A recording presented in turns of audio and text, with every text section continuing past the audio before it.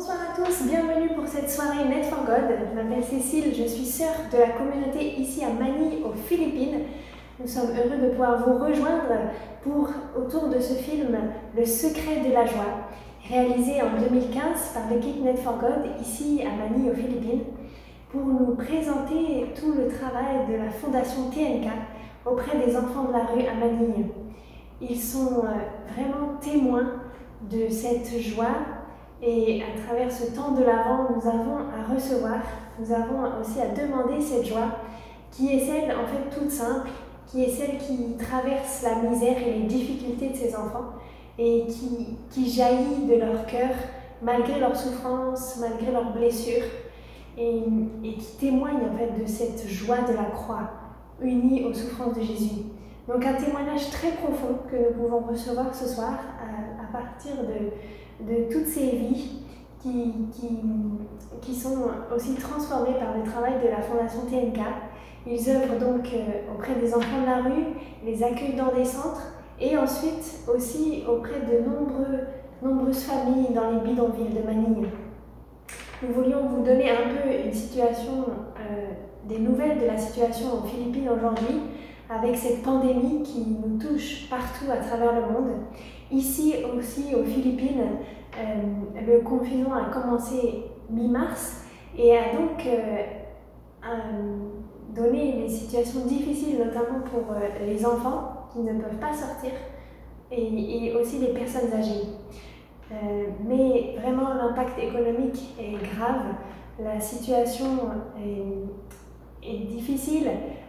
On peut dire presque plus que l'impact sanitaire de cette pandémie. Pour beaucoup, le souci principal devient celui de la faim, de pouvoir se nourrir chaque jour, voire même peut-être un seul repas. Et ce qu'il faut dire que ce souci-là est plus important aujourd'hui pour beaucoup de Philippins que peut-être même celui d'être infecté par le virus. En effet, beaucoup ont perdu leur travail. Et donc cela implique concrètement que si l'argent ne rentre pas à la maison, on ne peut pas acheter de quoi manger. Donc les premiers touchés sont bien sûr les plus pauvres. Ils sont ceux qui font vraiment face dangereusement à ce problème de la faim. Une hausse massive de la distribution des repas a été donc faite par la Fondation TNK de plus en plus dans les bidonvilles et ils ont essayé de distribuer plus de repas pour pouvoir aider les familles qui peinent vraiment à pouvoir trouver à manger. Et puis en même temps, ils témoignaient que dans les centres où les enfants sont confinés, ne peuvent plus se déplacer, ne peuvent plus sortir, eh bien la joie continue de régner. Ils ont trouvé des activités différentes pendant le confinement, ils ont organisé des concours de danse, de chant avec des récompenses à la fin du confinement et toujours en fait ce témoignage de joie qui demeure au cœur de ces foyers et au cœur de la vie de tous ces jeunes. Nous voulions aussi, à travers cette petite présentation ce soir, vous partager quelques nouvelles de la petite communauté du Chemin Neuf ici à Manille. En effet, aussi avec le confinement, cela a engendré l'arrêt de toutes nos activités. Comme la communauté est présente dans un foyer d'étudiants, ils sont rentrés dans leur famille en province, loin de Manille, et nous ne savons pas quand ils vont revenir, car tous les cours se passent en ligne aux Philippines. Donc cette incertitude nous met face à une nouvelle réalité et nous oblige du coup à rechercher comment on peut développer peut-être d'autres pastorales, peut-être avec les gens autour de nous, et aussi chercher comment aider socialement pendant cette crise. Nous avons quelques idées et le diocèse nous encourage aussi, par exemple, de pouvoir ouvrir notre chapelle pour accueillir spirituellement et aussi, pourquoi pas, soutenir les étudiants dans leur travail en ligne pour les étudiants de l'extérieur, tout en prenant en compte les restrictions sanitaires. En tout cas, nous voulons vraiment prier à travers le visionnage de ce film pour que cette joie demeure, pour que même si la difficulté se fait encore plus sévère, à travers cette pandémie, mais que cette joie pour tous les Philippins, pour ceux en particulier qui sont plus touchés, puisse demeurer et puisse rester ce témoignage si fort qu'il nous donne à nous tous qui allons écouter cette vidéo et à nous tous qui ici pouvons vivre avec eux. En tout cas, nous comptons sur vos prières aussi pour toutes ces familles qui sont aidées par la Fondation TNK, pour tous ceux qui œuvrent aussi pour les aider. Plein d'associations dans l'Église, plein de volontaires aujourd'hui se mobilisent à Manille. Et nous voulons aussi demander votre intercession pour la petite communauté du chemin neuf ici à Manille, pour que nous puissions écouter l'Esprit Saint et avoir l'audace de lui obéir pour continuer sur ce chemin neuf. Merci à tous et bon visionnage de ce film, bon temps de l'Avent.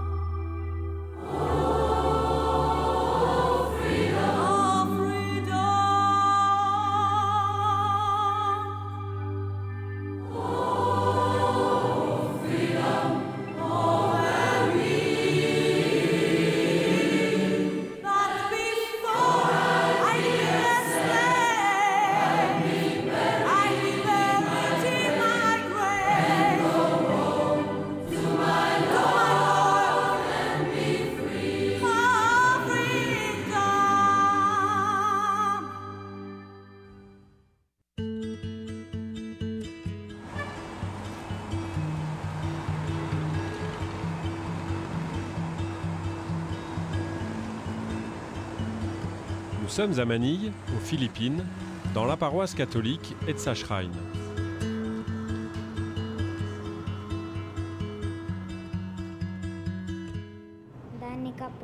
Je m'appelle Danica, j'ai 11 ans. Sais-tu ce qui va arriver aujourd'hui? Mon baptême et le baptême des enfants qui sont avec moi. Maintenant, comment te sens-tu? Heureuse, Pourquoi? parce que je vais avoir une marraine. I exorcise you every unclean spirit in the name of God the Father Almighty, in the name of Jesus Christ, His Son, our Lord, and Church in the Lord. Ama naming lumikha, di na po kayo't basbasan ang tubig na nakalaan para sa pagbibinyag ng mga hinirang. Danica, ikaw ay binibinyagan ko, isa na ng Ama. La cérémonie de baptême est célébrée par le père Mathieu Daucher. Prêtre français du diocèse de Manille, il dirige la fondation Tulay Nkabatan, fondée en 1998 par un prêtre jésuite.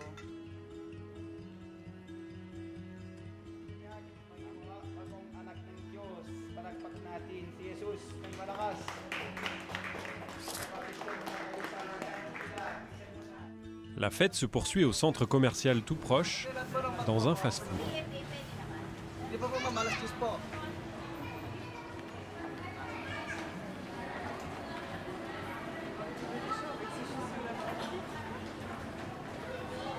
Derrière ces visages d'enfants joyeux et impatients de déguster leur repas, se cache un point commun. Ils ont tous vécu dans la rue. C'est un moment, oui, assez extra pour eux. C'est pas tant d'ailleurs le restaurant en lui-même que le fait de sortir à l'extérieur, de manger à l'extérieur, comme des gens normaux. Quand ils étaient dans la rue, ils sont à l'extérieur et ils récupèrent les restes. Là, ils sont comme les gens normaux, quoi. Ça leur fait, c'est un peu un espèce de changement.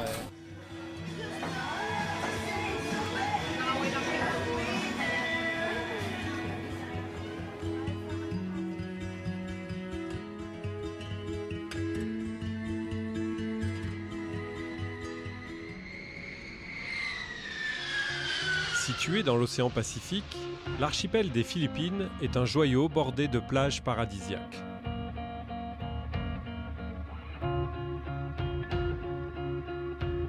Manille, sa capitale, est une métropole hétéroclite où les riches immeubles flambant neufs s'élèvent à proximité des bidonvilles.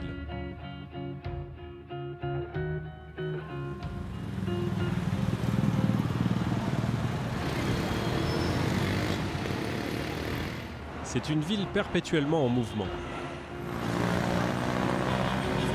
dont la densité de population est la plus forte au monde.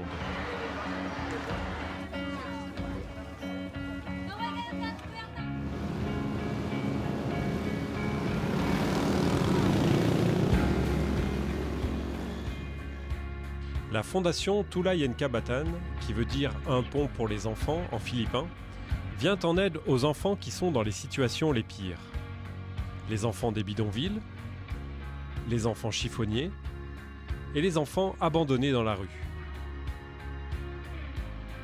En effet, des milliers d'enfants vivent par eux-mêmes dans les rues, abandonnés par leurs familles ou ayant fui des parents trop violents. Ils s'organisent en gangs et vivent de vols, de trafic de drogue et de prostitution.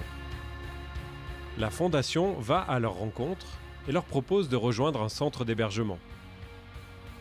Ainsi, ils pourront avoir un toit, des repas réguliers et surtout envisager un nouvel avenir.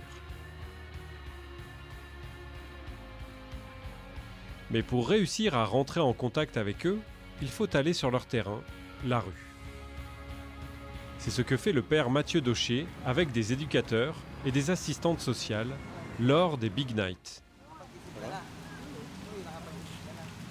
On part en Big Night, c'est-à-dire ce qu'on appelle une Big Night, c'est-à-dire ces nuits dans les rues avec les éducateurs pour aller à la rencontre des groupes et des gangs d'enfants de la rue et essayer de voir ceux qui sont prêts à rejoindre la fondation. Nous partons avec le père Mathieu et Jason, un éducateur de rue de la fondation. Jason connaît bien la rue car chaque jour, il travaille sur tout un secteur de la ville pour recueillir des informations sur les enfants présents. Ce soir, il pense convaincre quelques enfants de rejoindre le centre, et notamment Archie, un ancien qui a manifesté son désir de revenir.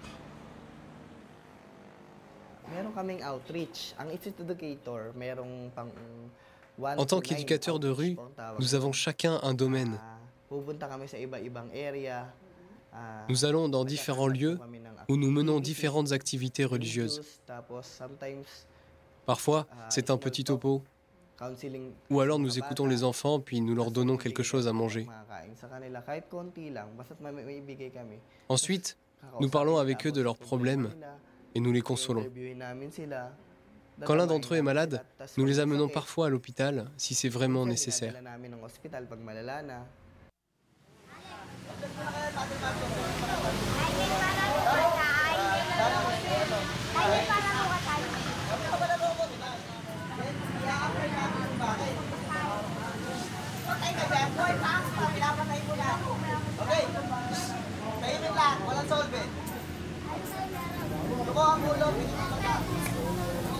Ha?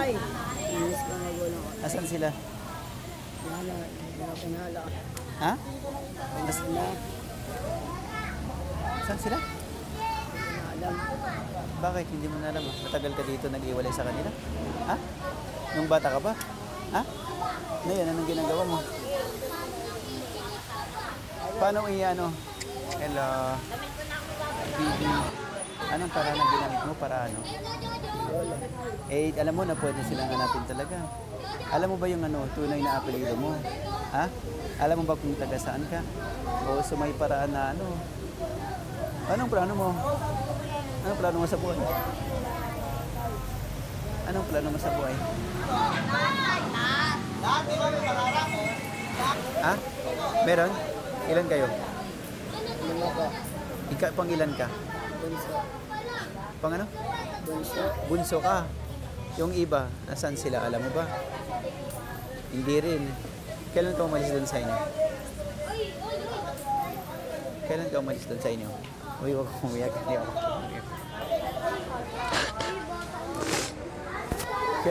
Kailan ka umalis doon sa inyo? Ha? Ilan taon ka na nung umalis ka? Ilan taon ka na nung umalis ka? 6 years old. Mula nung 6 years old, nandito ka sa kalye. Ha? Dito ka sa Binondo.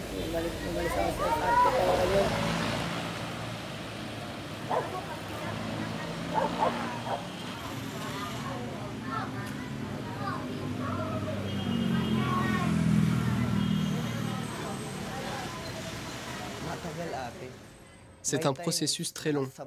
Il y a des moments où ils sont encore sous l'influence de la drogue et c'est difficile de les convaincre. Ils changent facilement d'avis. Un enfant des rues a un tempérament très changeant. Parfois, ils nous voient comme des ennemis. Ils envoient des pierres sur notre camionnette. Ils nous résistent et nous ignorent. Notre mission est de les aider. Donc, peu importe notre frustration, nous continuons d'aller les chercher, car c'est de l'amour. Nous n'avons pas à éprouver de la colère envers eux. Nous devons les aimer. La citation qui me porte, c'est « Une personne difficile à aimer est celle qui a le plus besoin d'amour ».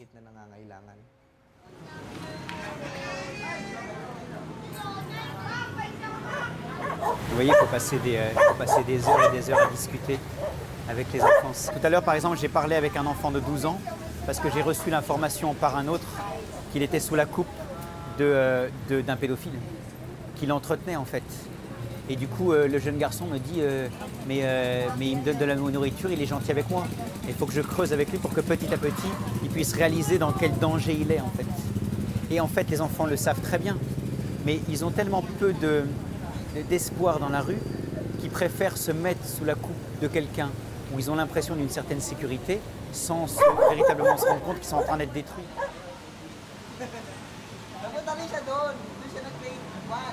Jason est un ancien de la rue recueilli par la Fondation. Son expérience en fait un grand frère proche des enfants.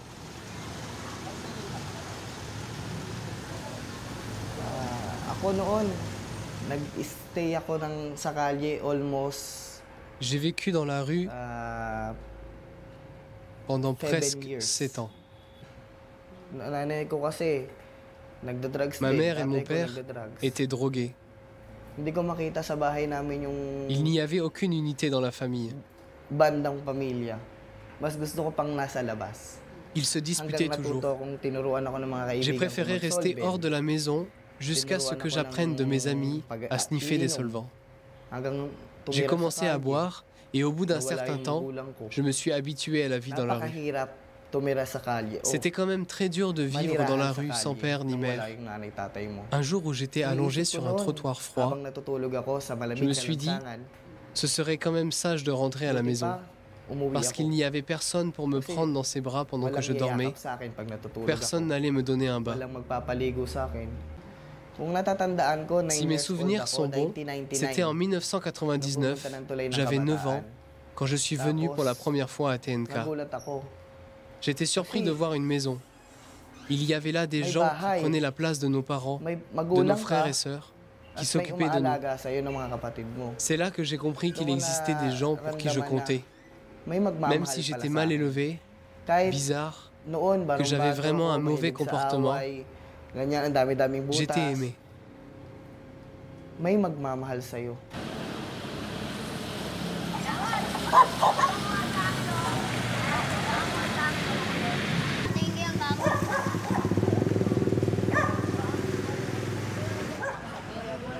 Un enfant, si vous lui promettez un toit, de la nourriture, des affaires, il ne va pas quitter la rue. Hein. C'est pas ça qui l'intéresse.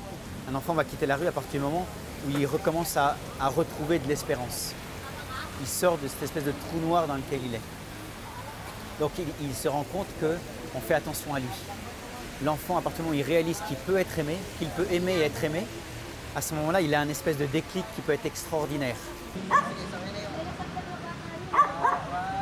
Donc les caïds qu'on voit, parce que c'est des petits caïds dans la rue là, ils jouent au dur, ils sont très durs entre eux avec des règles qui sont très difficiles. Au bout de quelques temps dans le centre, ils redeviennent des enfants, mais des petits enfants. C'est ce miracle que l'on veut voir chez chaque enfant en fait. Finalement, plusieurs enfants, dont Erwin, ont décidé de rejoindre la Fondation.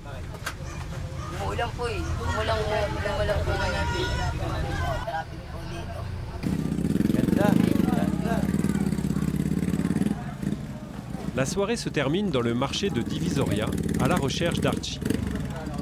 Archie est un jeune garçon qui s'est enfui de la Fondation il y a 6 mois, après une dispute. De retour dans la rue, il a vite retrouvé ses réflexes pour survivre. Depuis peu, il travaille sur ce marché en tant que porteur de marchandises. Jason lui a donné rendez-vous ce soir et avec le père Mathieu, il vient voir s'il est toujours d'accord pour revenir à la Fondation.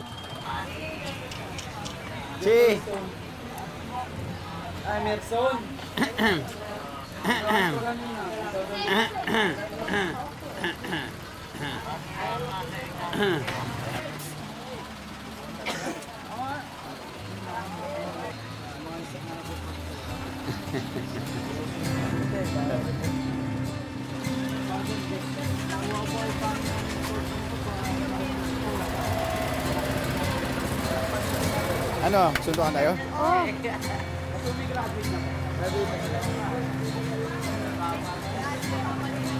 Moyenne ka? Aïe, aïe, aïe. Archie, c'était le premier objectif de la soirée. Il est rempli là. Je suis vraiment content qu'il revienne.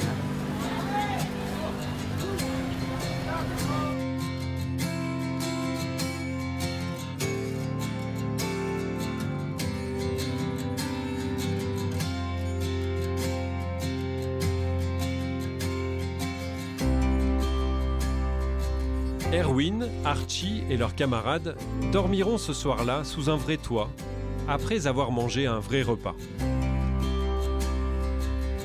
Ils vont rejoindre le drop-in des garçons. C'est un centre de stabilisation où ils vont réapprendre les bases d'une existence plus douce, à l'abri des dangers de la rue. Grâce à un suivi personnel, des classes de rattrapage scolaire, ainsi que des activités sportives et ludiques, ils ont une chance de se reconstruire. Après ce temps d'adaptation, ils pourront intégrer un foyer de résidence et une école normale. Au total, 115 salariés philippins, éducateurs et assistantes sociales, travaillent dans la fondation. L'emploi du temps des 24 centres d'accueil est rythmé par des temps de prière en commun. Notre première règle, ça va être de poser notre regard sur l'enfant comme un être unique, avec son histoire, ses blessures, ses forces et ses faiblesses. À partir de là, il va falloir petit à petit lui faire passer des étapes. La première étape, c'est qu'il quitte la rue. Et c'est pas si facile que ça. La rue, c'est comme un appel, une espèce de fausse liberté dans la rue qui fait que l'enfant a toujours envie de retourner dans la rue pour se sentir un petit peu maître de sa vie, de sa propre vie. Et puis en plus, l'enfant a eu tellement de désillusions dans sa propre histoire que de sentir qu'il est à nouveau aimé, de sentir qu'on lui donne cet espace pour aimer et être aimé, l'enfant, pendant un temps, ne va pas y croire. Il va croire que c'est une illusion. Et il va provoquer ça pour essayer de voir si véritablement on l'aime.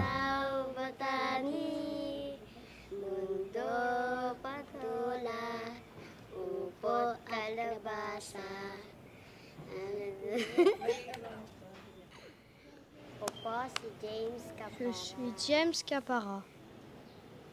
Quel âge as-tu? J'ai 10 ans. Qu'est-ce que tu aimes bien ici au centre? On s'aime et on a des amis. Voilà. Je suis Andro Capara. Quel âge as-tu? J'ai 8 ans. Qu'est-ce que tu aimes bien ici au centre? J'aime bien serrer mon grand frère dans mes bras et que nous soyons toujours ensemble. Je veux être une avocate. Pourquoi? Pour défendre ce qui est juste. Pourquoi?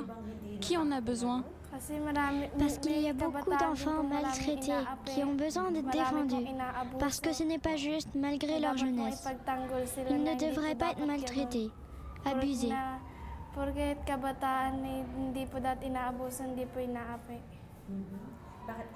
À ton avis, ils ont besoin de quoi? De la liberté. Cette liberté vient d'où? Un enfant comme toi a besoin de quoi? Un enfant comme moi doit faire des études, avoir une bonne vie, pas celle qui s'égare. Il doit avoir une famille complète, une maison, manger bien et avoir des vêtements décents.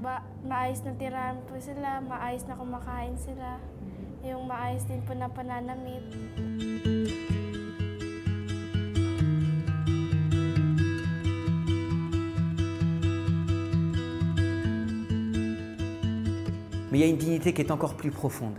C'est d'arriver petit à petit à amener les enfants à pardonner. Et si ces enfants sont capables de pardonner ce qui leur a été fait, dans le cadre de la famille ou dans le cadre de la rue, avec tous les abus, si on arrive à mener petit à petit, et c'est extrêmement difficile, mais si on arrive à mener petit à petit les enfants à pardonner, vous comprenez qu'ils vont se prouver à eux-mêmes et au monde entier qu'ils sont capables d'aimer. C'est-à-dire qu'ils vont dire au monde entier que ce qu'on leur a dit, ce ne sont que des objets bons à être jetés, qui ne sont pas capables ni d'aimer ni d'être aimés, c'est faux. Au moment où l'enfant est capable de pardonner, il est capable de dire « j'aime et je peux être aimé ». Là, c'est la plus grande victoire. Quand Franchelle est arrivée à TNK, elle était illettrée. Aujourd'hui, elle est sur le point d'obtenir un diplôme pour atteindre un objectif qu'elle s'est fixé. Nous étions toujours dans la rue, car nous étions trop nombreux pour que mes parents puissent se permettre de nous envoyer à l'école. De plus, ma mère n'a jamais vraiment cru dans les vertus de l'éducation. Je me suis fait la promesse d'aider chacun d'eux dès que j'aurai mon diplôme et d'être un des bienfaiteurs de TNK.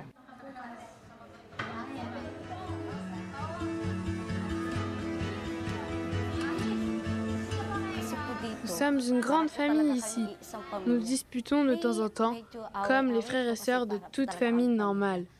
Mais c'est aussi le lieu où j'ai expérimenté la camaraderie et l'amour d'une famille. Même si nous ne sommes pas liés par le sang, chacun est prêt à se donner pour l'autre quand il en a besoin. Paolo et Maria sont mariés. Ils ont un fils âgé d'1 an, Justin James. Ils se sont connus à TNK. Paolo est aujourd'hui salarié de la fondation en tant que chauffeur.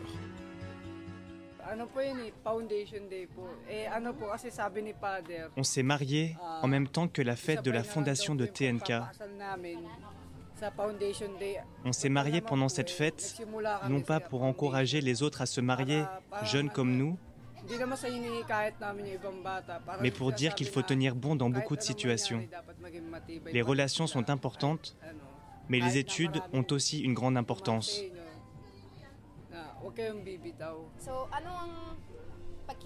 Aujourd'hui, quel est votre projet pour votre fils Justin James? Nous voulons qu'il ne perde jamais l'espérance. Il ne faut pas qu'il abandonne tant qu'il est capable de faire des choses.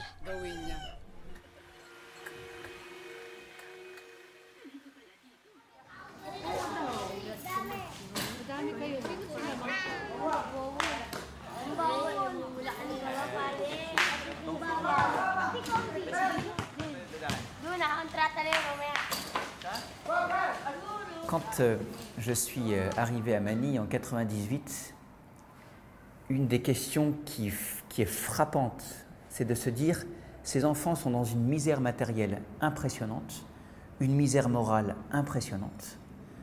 Ils ont tous les malheurs d'une certaine façon qui leur tombent sur la figure et ils gardent pourtant au fond de leur cœur et l'expriment de manière étonnante une joie parfaitement authentique.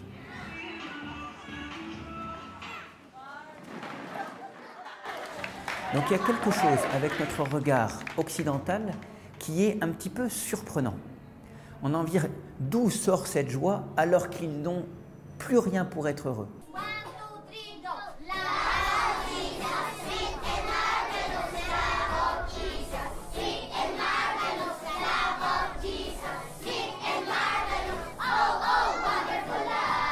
En essayant de creuser, en discutant avec les enfants, en essayant de comprendre leur histoire, j'ai vu d'une certaine façon 3 niveaux différents de la joie. Le premier niveau, on en fait tous l'expérience, c'est une joie qui est très matérielle, qui est très sensible. C'est les joies toutes simples de la vie, c'est les joies que l'on ressent au fond de nos tripes, tout ce qui nous rend un petit peu heureux, si vous voulez, qui peut aller de quelque chose d'extrêmement matériel comme une bonne glace à la vanille, tout ce qui peut être aussi les relations d'amitié. Avoir un ami fidèle, une amie fidèle, c'est une joie qui est précieuse. Et ne crachons pas dessus, elles sont parfaitement légitimes. Mais c'est une joie qui est parfaitement horizontale, premier niveau de la joie.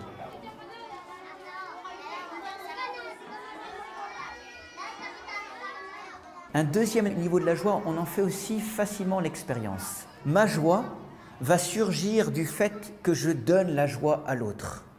C'est l'expérience que font tous les volontaires qui viennent se mettre plus ou moins longtemps au service d'une œuvre caritative, c'est de s'apercevoir qu'on reçoit plus qu'on ne donne. Donc, toute cette joie que l'on veut donner, ce bonheur que l'on veut donner, eh bien, nous procure une joie encore plus intense. Ce deuxième niveau de la joie est une exigence évangélique. Ce n'est pas simplement, d'une certaine façon, une joie à essayer d'obtenir. C'est une joie que le Christ nous impose. Nous devons nous élever à ce deuxième niveau de la joie, qui est une joie d'abord donnée.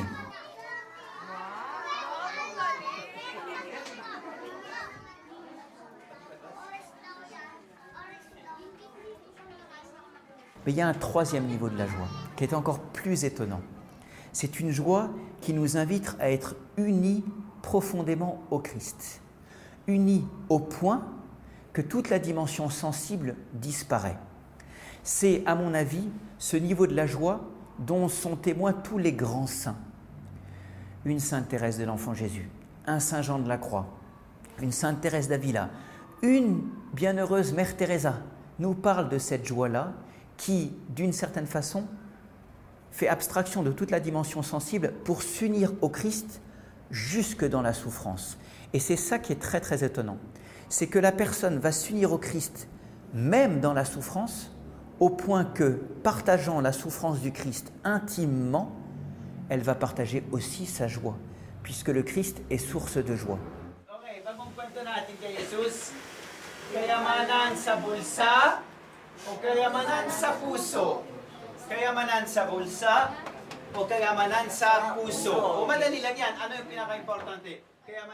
Pour illustrer le troisième niveau de la joie, pour moi, le plus bel exemple que j'ai au cœur, c'est notre jeune Darwin, qui est un enfant myopathe, atteint de la myopathie de Duchenne, c'est-à-dire que ses muscles s'éteignaient petit à petit, et il est décédé en 2012, en septembre 2012.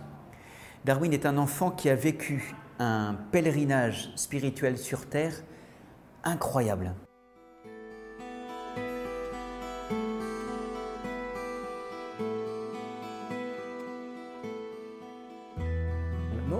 Au début, il parlait très mal, car il arrivait tout juste de la rue.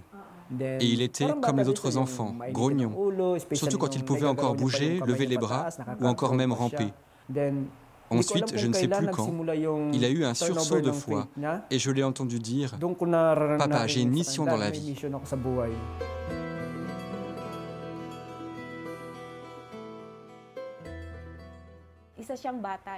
C'est un enfant qui, malgré ses souffrances, souriait toujours. On l'entendait souvent dire « C'est la volonté de Dieu, il nous faut seulement prier ». Dans son état, il aurait dû perdre toute espérance, n'est-ce pas? Il aurait dû, mais il n'était pas triste. Et à cause de sa joie indescriptible, vous deveniez vous-même tout joyeux. Et cela vous faisait réaliser, vous amenez à vous dire « Je suis vraiment béni ». Vous vous demandez comment il reste joyeux malgré sa souffrance. Et vous vous dites que vous n'avez aucune raison de céder à la tristesse. Vous n'en avez pas le droit. Il portait une grande espérance. Alors pourquoi devrais-je céder au désespoir? C'était ça mon expérience avec lui.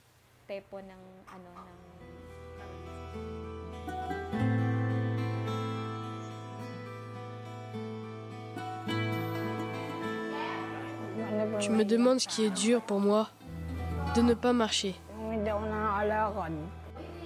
Édouard, lui, a retrouvé l'usage de ses jambes, mais je me suis réjoui pour lui, car c'est mon ami. Aujourd'hui, pour moi, c'est une mission.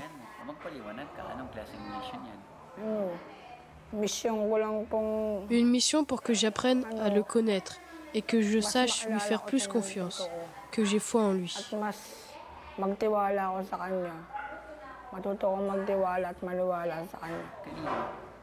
En Dieu, en Jésus, parce que lui seul connaît tout. Et parce qu'il ne m'accable pas.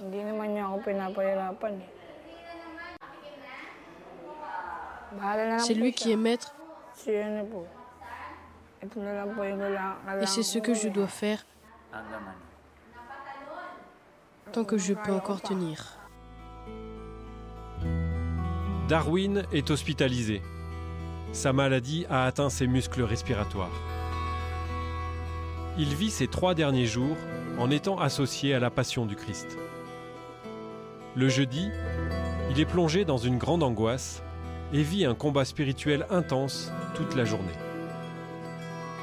Le vendredi, lorsque le père Mathieu le rejoint dans sa chambre, Darwin lui demande péniblement de quoi écrire.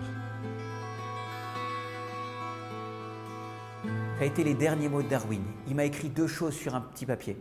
La première chose, un immense merci mon père. Merci. Il voulait dire merci. Ses derniers mots. Et ensuite, il a mis « Je suis très heureux ». Darwin n'a plus rien pour être heureux. Matériellement, plus rien. Il n'a plus que son short et son t-shirt. Il est intubé sur un lit d'hôpital. Il est en souffrance permanente parce qu'il souffre terriblement puisqu'il n'arrive plus à respirer. Les muscles des poumons n'arrivaient plus. On était obligé de le soutenir en permanence. Il n'a plus rien pour être heureux et ses derniers mots, c'est de me dire « Mon père, je suis très heureux ». Samedi saint, Darwin est parfaitement conscient, mais ne dira pas un mot, n'écrira pas un mot. Il rentre dans le grand silence et Darwin s'éteint.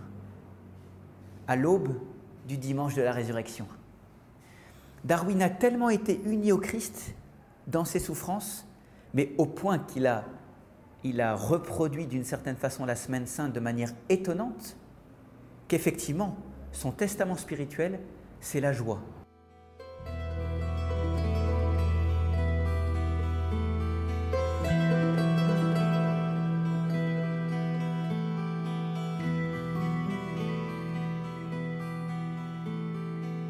C'est assez étonnant de voir à quel point les enfants des rues de Manille, ils sont consciemment ou inconsciemment, ça dépend des enfants, mais consciemment ou inconsciemment, sont élevés à ce 3e niveau de la joie parce qu'ils sont unis profondément aux souffrances du Christ. Ça répond à ma question. Lorsque je m'étonnais de voir des enfants qui peuvent être tant unis aux souffrances du Christ et à la fois tant unis à la joie du Christ, eh bien on s'aperçoit que ça ne fait qu'un. C'est ce 3e niveau de la joie. Et c'est la raison pour laquelle on est toujours plongé parmi les plus pauvres, dans ce torrent de joie inexpliqué. Peut-être qu'il s'explique justement par ce 3e niveau de la joie, cette union au Christ. Le 3e niveau de la joie est donc un niveau auquel on est élevé par grâce. Il faut ouvrir son cœur.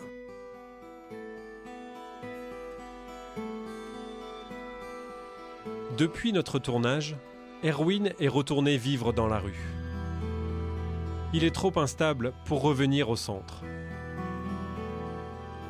Archie continue à vivre au drop-in et se stabilise peu à peu.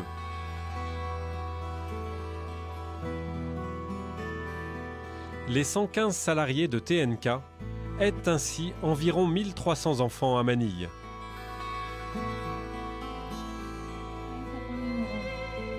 Nous pouvons prier pour tous les enfants de la rue à Manille et à travers le monde en nous associant à la prière de Darwin Ramos. Seigneur, quand tout espoir nous quitte, quand nos fardeaux sont trop lourds et que nous n'en pouvons plus, étends vers nous tes bras et guéris-nous, console-nous. Nous te demandons humblement ton esprit d'amour.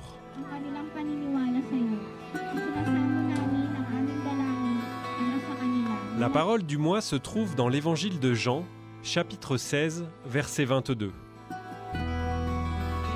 Vous aussi, vous êtes dans la peine, mais je vous reverrai et votre cœur se réjouira. Et votre joie, personne ne vous l'enlèvera.